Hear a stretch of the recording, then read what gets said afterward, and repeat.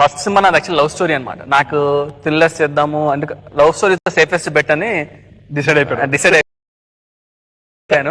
Love story చేద్దాం, ఎక్కువ complicate పెట్టుకొని స్క్రిప్ట్ అంతా చాలా సింపుల్ గా నీట్ కథ రాసుకున్నాం. ఫస్ట్ హాఫ్ ఒకే అయిపోయింది ఫస్ట్ సిట్టింగ్ లోనే. ఇది రణరాజన్ కంటే ముందు అనమాట. అప్పటికి మిర్చి చేశారు బ్లాక్ బస్టర్ వాళ్ళు, పెద్ద ప్రొడ్యూసర్స్. నేను ఆఫీస్ వెళ్ళి కూర్చుంటే ఫ్యాన్ వేస్తే అక్కడ వచ్చి మేనేజర్ ఫ్యాన్ ఎందుకు బొక్కడికి ఆఫ్ చేసేయండి అని చెప్పి ఆఫ్ చేసిన మూమెంట్ నేను వెళ్ళి కథ చెప్పాలి.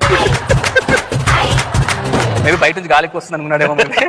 సరే అని పైకి చెప్పి ఫస్ట్ హాఫ్ ఓకే అయిపోయింది. ఫస్ట్ హాఫే కదా సెకండ్ హాఫ్ ఉంది కదా అన్నాడు. వెళ్ళాను, మళ్ళీ బైక్ వేసుకొచ్చాను. అప్పుడు నేను కరిజ్మా వాడేవాడిని. దాని పెట్రోల్ బొక్క, ఇంట్లో డబ్బులు చాలా టైట్. కొన్ని సిచువేషన్స్ బైక్ అదే బైక్ ఆఫ్ చేసుకొని ఎంత వెళ్తే అంత ఆగేంత వరకు మళ్ళీ ఆన్ చేసుకొని అలా చేసి ఒక 6 months నేను మొత్తం చేసి సెకండ్ హాఫ్ ఒక రోజు బ్రిలియంట్ అన్నాడు అనమాట. కొట్టేసాం రా సినిమా అని చెప్పేసి బైక్ లో వెళ్తూ మధ్యలో ఫోన్ వస్తూనే ఉంది. ఫోన్ ఎత్తితే సారీ మా ఈ బడ్జెట్ ఎక్కువ ఉంది సినిమా, ఇంకొక కథ ఉందా అన్నాడు అనమాట.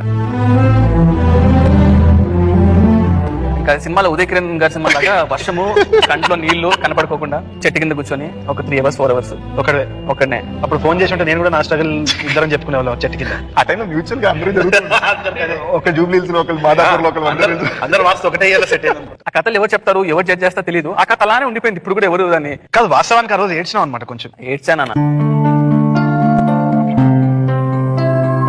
ఒక 6 months కూర్చొని అక్కడ ఇది అంతా చేసి సినిమా కథ ఇంకో కథ రాయంటే అది చాలా ఈజీ. కానీ ఇంకో కథ రాయాలంటే ఏం రాయాలి? ఇక్కడ నుంచి టేక్ ఆఫ్ సూపర్ ఉండేది.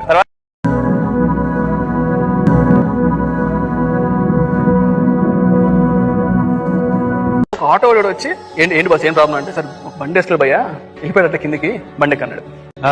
ఆటో ఎక్కి చేసేమో వెళ్ళిపోయి 1 hour అయింది. 1 hour అయింది. ఎక్కడికి వెళ్ళి కూడా తెలియదు అసలు. నేను కింద కూడా వెళ్ళలేదు. ఎక్కడో మరీ కిందకు ఉన్నది. ఆటో కిందికి వెళ్ళి లెఫ్ట్ తీసుకుని ఒక చిన్న స్లమ్ లో అలా సందు తిరిగి ఒక స్పాట్ కి వెళ్ళాడు. ఎగ్జాక్ట్ గా వెళ్తే అక్కడ కలిసిన బయట పార్ట్స్ అన్ని తీసేసి అప్పుడే ఇలా డోమ్ ఇలా తీస్తూ మమ్మల్ని చూసాడు అనమాట. అదే సార్ మీరు రాలేదు, రాకపోతే పాటలు బీక్ అమ్మేస్తారు. ఆటో వెళ్ళి పట్ట 2 కొట్టాడు. వాడి తమ్ముడు బైక్ ఎవరిదో ఇట్లా ఏదో కొట్టేశాడంట.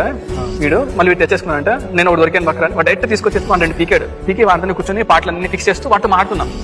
పాటలు క్యాజువల్ గా ఇంకేం సార్ ఏం చేస్తుంటారు మీరు?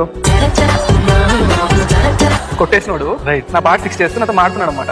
నేను కొట్టేస్తున్నా సార్ 2-3 బైక్లు అలాగా. అప్పుడప్పుడు మధ్య చాలా షిఫ్ట్ అయిపోతారు జనాలు కూడా. అసలు అని టైర్ ఫిక్స్ చేస్తున్నాడు.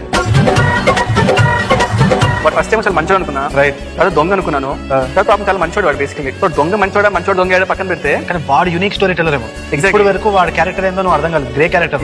వాడు ఏం లేదు సార్, ఎంత చెప్పి సార్ మీ బైక్ కొట్టేసి మీరు కొట్టాలి సార్ నన్ను. వాడు సార్ అనుకోవడానికి నేను వాడు కొట్టలేదు. నాకు ఓపెన్ వెళ్ళదు అట్లయినా బైక్ వేసుకుని ఓకే సార్ సీ సార్ అని చెప్పేసి వెళ్ళి వచ్చి కంప్లైంట్ చేయలేదు, ఏం చేయలేదు. కానీ వాడు చెప్పిన స్టోరీ ఏదైతే ఉందో అది చాలా ఇంట్రెస్టింగ్ అనమాట. అక్కడి నుంచి